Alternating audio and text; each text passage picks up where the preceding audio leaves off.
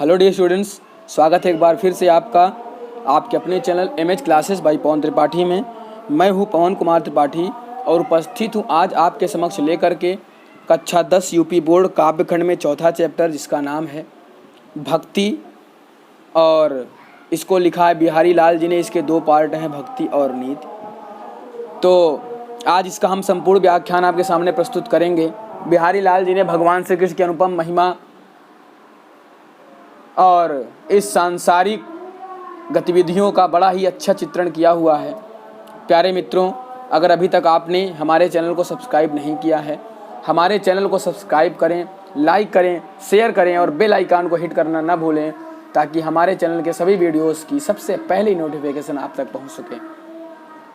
प्यारे मित्रों, तो बिना समय नष्ट किए चलिए हम शुरू करते हैं और देखते हैं बिहारी लाल जी क्या कहते हैं। मेरी भव बाधा हरो राधा नागरी सोय, जातन की झाई परे श्याम हरित दुति होय। बिहारी लाल जी कह रहे हैं कि मेरी बाधा हरो, मेरी जो सभी भव बाधाएं हैं, राधा नागरी, नागरी माने चतुर, हे चतुर राधिका जी, अब आप ही मेरी सभी बाधाओं का हरण करिए। और जातन की झाई पड़े, जातन की जिनकी शरीर पर, झाई माने परछाई पड़ने पर, श्याम हरित दुध होई, भगवान श्री कृष्ण भी अपनी कांति को भूल जाते हैं। अर्थात राधिका जी के पावन प्रतिबिंब जब भगवान श्री कृष्ण के ऊपर पड़ता है तो भगवान भी अपनी कांति को छोड़ देते हैं, त्याग देते हैं। ऐसी चतुर राधिका जी हमारा कल्याण करें। मोर मुकुट की चंद्रिकनु यौराज नंद नंद, मनु शशि शेखर की अकस की शेखर सतचंद। अब यहाँ पर बिहारी लाल जी कह रहे हैं कि मोर मुकुट की चंद्रिकनी, भगवान श्री कृष्ण के जो सर पर मोर का मुकुट है उसमें जो चंद्रिकाएं लगी हुई हैं, यौराज नंद, जो भगवान श्री कृष्ण के सर पर मोर का मुकुट है उसकी जो चंद्रिकाएं हैं वो इस प्रकार सुशोभित हो रही हैं मानो मनु शशि शेखर की अकस। क्या ऐसा लगता है मानो कामदेव ने भगवान शंकर की ईर्ष्या में किए शेखर सतचंद, सैकड़ों चंद्रमा अपने सर पर धारण कर लिए हैं। सोहत ओढ़े पीतुपट श्याम सलोने गात, मनौ नील मणि शैल पर आतप पर्यो प्रभात। अब यहाँ पर बिहारी लाल जी कह रहे हैं कि सोहत ओढ़े पीतपट, भगवान श्री कृष्ण के ऊपर पीतपट मतलब पीला वस्त्र इतना अच्छा लगता है। श्याम सलोने गात, भगवान श्याम इतना मनोहर लगते हैं मानो नीलमणि शैल पर, नीलमणि पर्वत पर आतप पर्यो प्रभात, सुबह का जो पहला प्रकाश पड़ता है, सूर्य की जो पहली किरण पड़ती है नीलमणि पर्वत पर, और वो उस समय जितना सुशोभित लग रहा है उसी प्रकार भगवान श्री कृष्ण भी पीला वस्त्र धारण करके उतने ही अच्छे लग रहे हैं, बड़े सलोने लग रहे हैं, बड़े प्यारे लग रहे हैं। अधर धरत हरि कै परत ओठ डीठ पट ज्योति, हरित बांसुकी बांसुरी इंद्रधनुष रंग होती। अधर धरत हरि कै परत, अब यहाँ पर भगवान श्री कृष्ण के बारे में बताया जा रहा है कि अधर धरत हरि कै परत।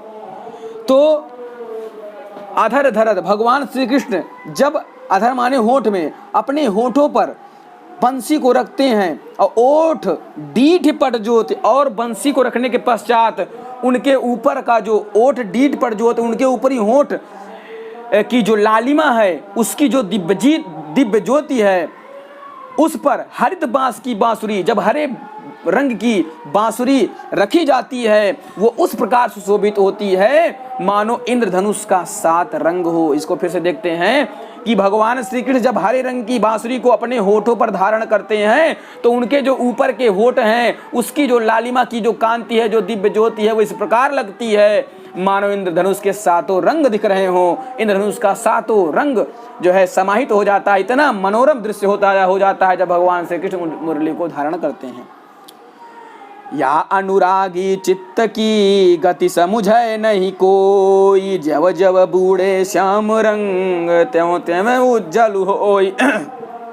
या अनुरागी चित्त की, ये जो अनुरागी चित्त है, अर्थात भगवान श्री कृष्ण के प्रेम में रमने वाला जो ये मन है, गति समुझ है नहीं कोई, इसकी गति को कोई समझ नहीं सकता। क्यों?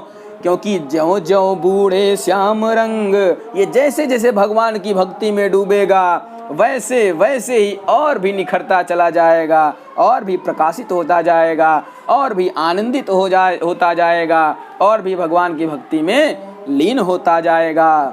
आगे देखते हैं, तव लगुया मन सदन में हरियावै की ही बाट, विकट जटय जो लघु निपट खुटय न कपट कपाट। अब यहाँ पर बिहारी लाल जी कह रहे हैं कि तव लगी या मन सदन में, इस मन रूपी सदन में, इस मन रूपी सदन में भगवान का प्रवेश कैसे हो, इस मन रूपी सदन में भगवान का प्रवेश कैसे हो, जब उसमें विकट जटे जो लघु निपट, जो जिसमें बड़े विकटता से जो एक कपट अर्थात छल रूपी जो ताला उसमें लगा हुआ है, तो जब तक वो छल रूपी ताला नहीं खुलेगा तब तक भगवान खुटै न कपट कपाट, जब तक वो कपट रूपी दरवाजे, मन के जो कपट रूपी दरवाजे हैं, जब तक वो दरवाजे नहीं खुलेंगे तब तक भगवान उसमें प्रवेश नहीं कर सकते हैं। तव लगुया मन सदन में, इस मन रूपी सदन में जब तक कपट स्वार्थ रूपी ताला लगा हुआ है इसके दरवाजे पर, तब तक भगवान हरि आवे की बात, भगवान किस रास्ते से इसमें अंदर आएंगे। जब तक ये कपट का स्वार्थ का दरवाजा नहीं खुलेगा तब तक भगवान इस मन मंदिर में कैसे प्रवेश करेंगे। जगत जनायो जिहि सकलु सो हरि जान्यो नाही, जो आँखिनु सब देखिए आँखि न देखी जाए। यहाँ पर बिहारी लाल जी भगवान की महिमा का बखान करते हुए कह रहे हैं कि जगत जनायो जी, जिसने पूरे संसार को बनाया है, उसका निर्माण किया है, सो हरि जान्यो नाही, उस हरि उस नारायण को ही संसार ने, मानव ने नहीं जाना, नहीं माना, नहीं पहचाना।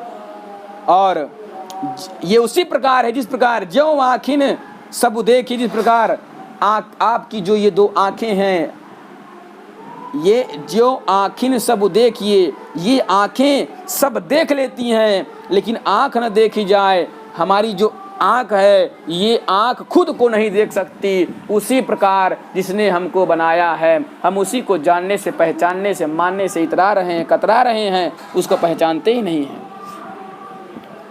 जपमाला छापा तिलक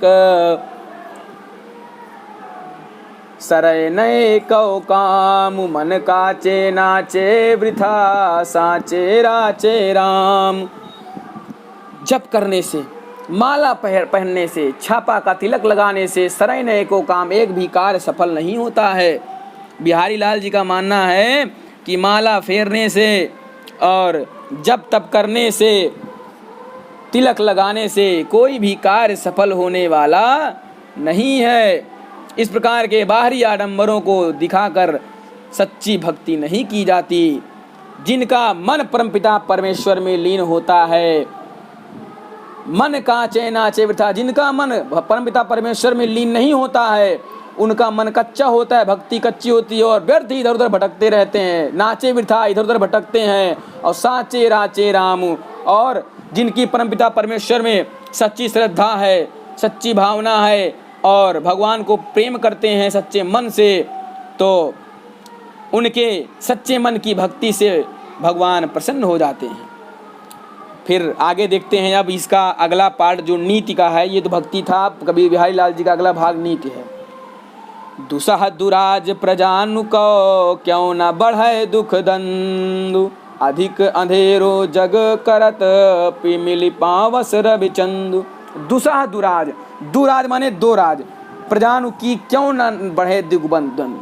तो जिस राज्य में दो राजा हो जाते हैं तो प्रजानु का दुसा, तो प्रजा को अति कष्ट होता है, क्यों ना बढ़े दुख दुंद, तो प्रजा का कष्ट क्यों ना बढ़े। जिस राज्य में दो राजा हो जाएंगे तो इसमें जहाँ पर जिस राज्य में दो राजा हो जाएंगे, दो राजाओं का शासन हो जाएगा, वहाँ की प्रजा दुख में, कष्ट में, संकट में रहेगी, संघर्ष करती हुई नजर आएगी, क्योंकि दोहरे शासन में हमेशा प्रजा परेशान रहती है। ये उसी प्रकार है जिस प्रकार अधिक अंधेरो जग करत मिली मावस रवि चंदु। मिली मावस मतलब अमावस की जब अमावस की रात आती है उसमें सूर्य और चंद्र, एक ऐसा समय आता है जब सूर्य और चंद्रमा मिल करके उस रात को, उस अंधेरी रात को और भी अंधेरा कर देते हैं। उसी प्रकार जिस राज्य में 2 राजाओं का शासन हो जाता है उसमें दुख संकट और बढ़ जाते हैं, प्रजा उसमें दुखी हो जाती है। बसे बुराई जासुतन ताही कौ सनमानु, और भलो भलो कही छोड़िए खोटे ग्रह जपुदानु।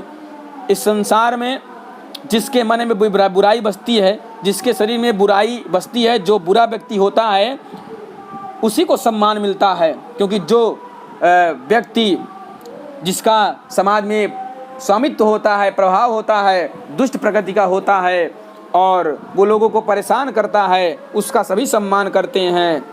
और जो सज्जन व्यक्ति होता है, जो अच्छा व्यक्ति होता है, उसको अच्छा अच्छा कह के लोग छोड़ देते हैं। ये उसी प्रकार है जिस प्रकार भलो भलो कही छोड़िए, जो अच्छे ग्रह हैं उनको अच्छा कहकर छोड़ दिया जाता है, और खोटे ग्रह जपुदान, और जो खोटे ग्रह हैं, नुकसान पहुंचाने वाले ग्रह हैं, परेशान करने वाले ग्रह हैं, उनके लिए हम जप करते हैं, दान करते हैं, पूजा करते हैं, अनुष्ठान करते हैं, अर्चना करते हैं।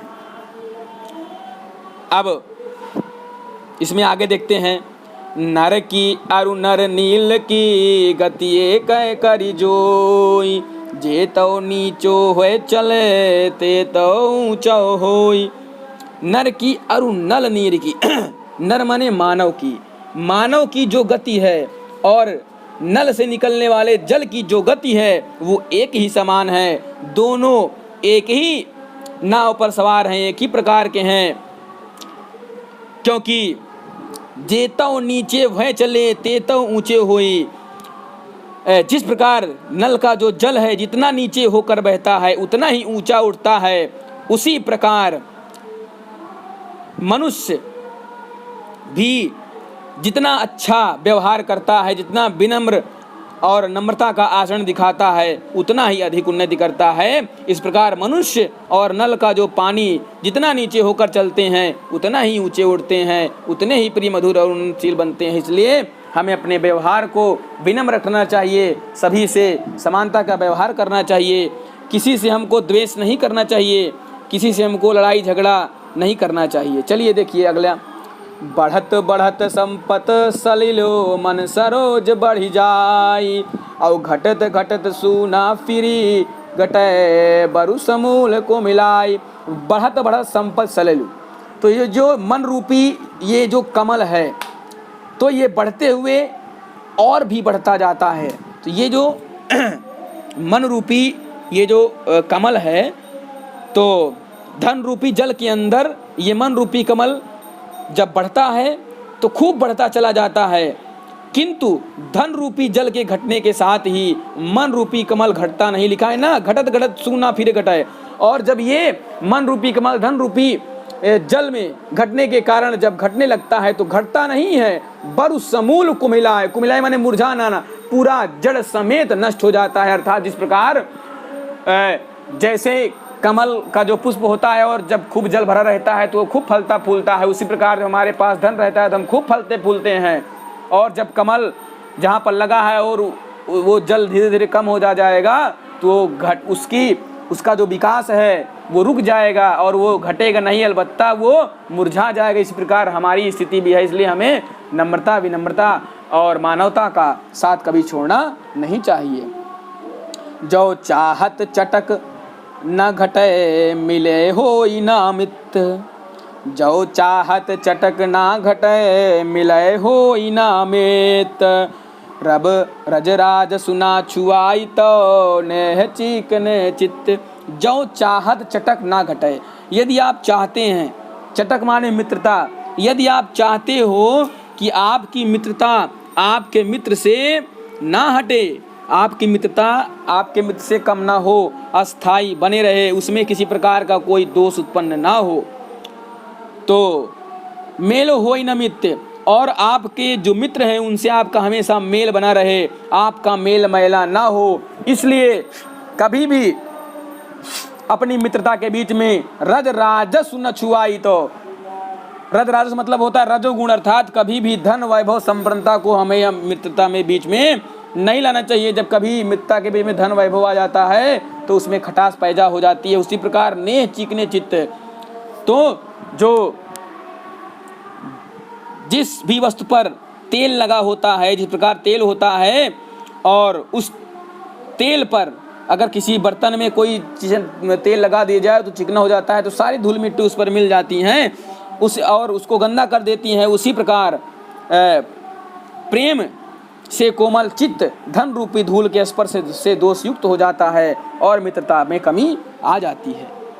फिर बुराओ बुराई जो तजय तव चितु खरो डरातु, जो निकलंकु मयंकु लखी गनय लोग उत्पातु।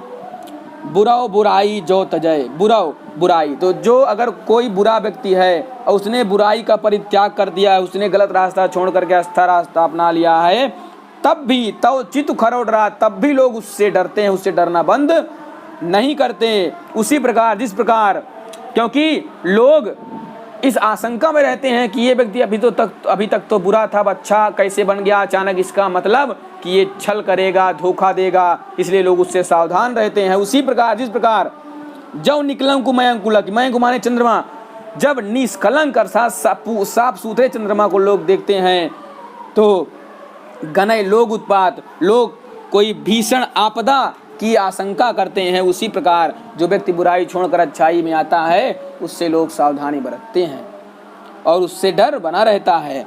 स्वार्थ सकृत न श्रम वृथा, देख विहंग विचार, बाज पराए पानी पर तू पक्षी न मार। अब यहाँ पर ये राजा की कथा है और उसी राजा की कथा को दोहे के रूप में इसको सम्मिलित किया गया है, संचित किया गया है।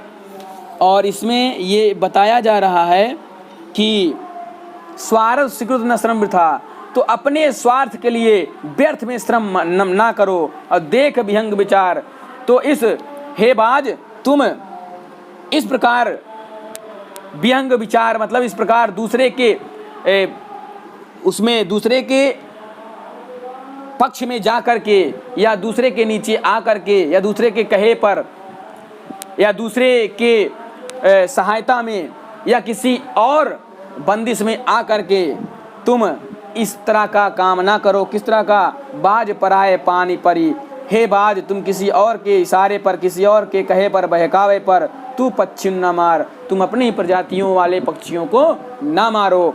तो स्वार्थ सुकृत न श्रम वृथा, तो हे बाज अपने स्वार्थ में आ करके, स्वार्थ में अंधा हो करके व्यर्थ में श्रम ना करो और किसी दूसरे के इशारे पर, दूसरे के सिखाए जाने पर तुम अपने ही प्रजाति के पक्षियों को ना मारो। तो इस प्रकार से प्यारे बच्चों, ये कक्षा 10 यूपी बोर्ड चौथा चैप्टर का संपूर्ण व्याख्यान हमने आपके सामने प्रस्तुत किया। आशा करते हैं कि वीडियो आपको पसंद आया होगा। अगर पसंद आया है, हमारी मेहनत आपको समझ में आ रही है, तो इसको कम से कम 10 लोगों को शेयर करें, उनसे कहें वो आगे 10 लोगों को शेयर करें और सब्सक्राइब करने के लिए प्रेरित करें। हमारे चैनल को 1 घंटा ज़रूर चलाएं ताकि हम भी अपने लक्ष्य तक पहुंच सकें और अधिक उत्साह के साथ आपका सहयोग करते रहें। तब तक के लिए फेसबुक पर हमारी में अपने घर पर रहें, सुरक्षित रहें, अपना परिवार का ध्यान रखें। घर से बाहर निकले तो मास्क अवश्य लगाएं, 2 गज की दूरी बहुत है ज़रूरी। प्रधानमंत्री जी की इस मोटो को ध्यान में रखते हुए उसका अनुपालन करें। जय हिंद, जय भारत।